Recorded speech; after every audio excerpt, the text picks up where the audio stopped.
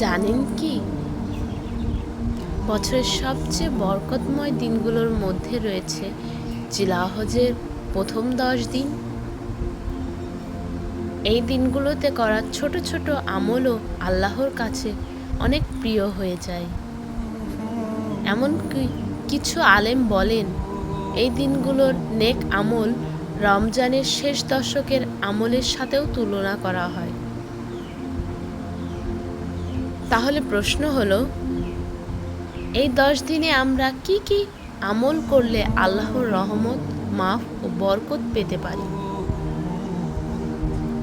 চলুন জেনে নিই। 1. বেশি বেশি নামাজ পড়ুন। এই দিনগুলোতে ফরজ নামাজের পাশাপাশি নফল নামাজ বাড়িয়ে দিন। তাহাজ্জুদ, চাশতের নামাজ যতটুকু পারেন। বিশেষ করে 9 জিলহজ অর্থাৎ আরাফার দিনের রোজা। রাসূল সাল্লাল্লাহু আলাইহি ওয়াসাল্লাম বলেছেন, আরাফার দিনের রোজা আগের ও পরের 1 বছরের গুনাহ মাফের কারণ হয়। ভাবুন, মাত্র একটি রোজা, অথচ কত বড় পুরস্কার।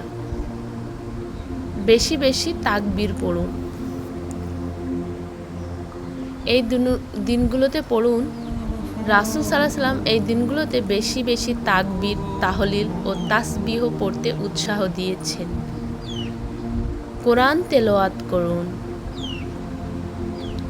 প্রতিদিন অন্তত কিছু সময় কোরআনের জন্য রাখুন। একটি আয়াত হলেও মন দিয়ে পড়ুন। 5. তওবা ও ইস্তেগফার করুন। হয়তো আমরা অনেক গুনাহ করেছি, কিন্তু আল্লাহর রহমত তার চেয়েও বড়। এই 10 দিন হতে পারে আপনার জীবনের নতুন শুরু।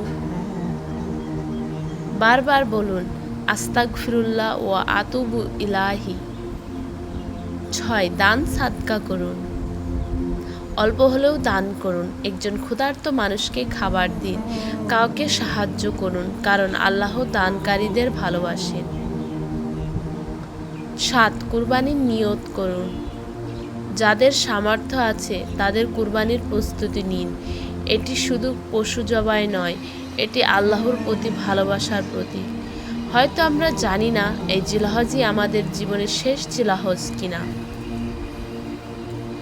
তাই সময় নষ্ট না করে আজ থেকে আমল শুরু করি।